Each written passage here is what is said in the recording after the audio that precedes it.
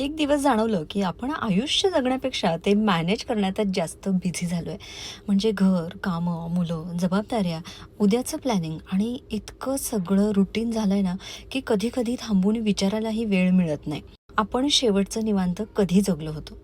आणि म्हणूनच यावेळी कुठलीच मोठी प्लॅनिंग केलेली नव्हती. बस सगळ्यांनी वेळ काढला आणि आम्ही निघालो. साताऱ्याला पोहोचलो आणि पहिल्याच क्षणी जाणवलं, की इथे काहीच घाई नाहीये.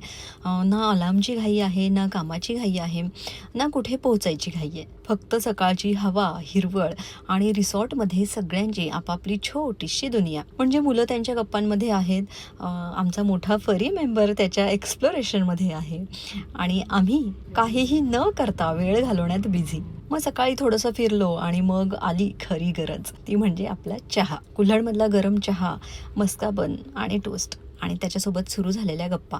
त्या क्षणी जाणवलं ना, की आपल्याला आनंदासाठी नेहमी काही मोठं लागत नाही. कधी-कधी एक चांगला चहा आणि आपली माणसं पुरेशी असतात. मुलांबरोबर बसलो, त्यांच्या रँडम गप्पा ऐकल्या, हसलो आणि उगाचच फोटो काढले. आणि अचानक एक असा विचार आला, की ही मुलं कायम अशीच राहणार नाहीत. आज त्यांना आपल्याबरोबर फिरायला आवडतंय.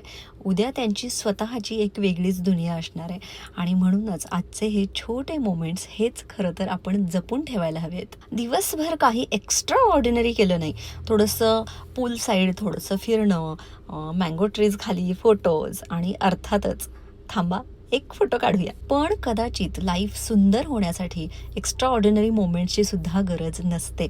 ऑर्डिनरी मोमेंट्स मनापासून जगले की तेच स्पेशल होतात. संध्याकाळ झाली, सनसेट बघितला, गाणी लागली, केराओके सुरू झालं आणि मग कुणी गायलं, कुणी नाचलं आणि कुणी फक्त सहन केलं. पण सगळे एकत्र होतो आणि खरं सांगायचं तर ना, हेच तर वॅकेशन आहे, हो की नाही? फॅमिलीची एकच प्रायोरिटी असते.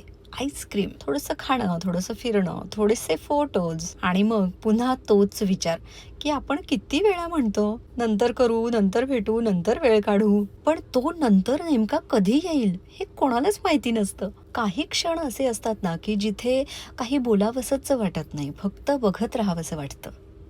आणि तेव्हाच जाणवतं, की आपण रोज किती छोट्या-छोट्या गोष्टींच्या टेन्शनमध्ये अडकलेलो असतो आणि जग किती मोठं आहे. आणि मग अशा छोट्या मोमेंट्सला आपण नंतर आठवत बसतो. आणि मग परतीचा रस्ता. सातारा मागे राहिलं, आम्ही पुढे आलो. पण मनात एक गोष्ट मात्र राहिली. लाईफला म्हणजेच आपल्या आयुष्याला नेहमी मोठ्या ब्रेकची गरज नसते. कधी-कधी एक छोटासा पॉजसुद्धा पुरतो. आपण कामं पुन्हा करू शकतो. पेंडिंग गोष्टी उद्याही असतील. प्लॅनिंग पुन्हा करता येईल. पण मुलांचं हे आजचं वय, आपल्या माणसांसोबतचा हा आजचा वेळ तो परत येणार नाहीये आणि म्हणूनच कदाचित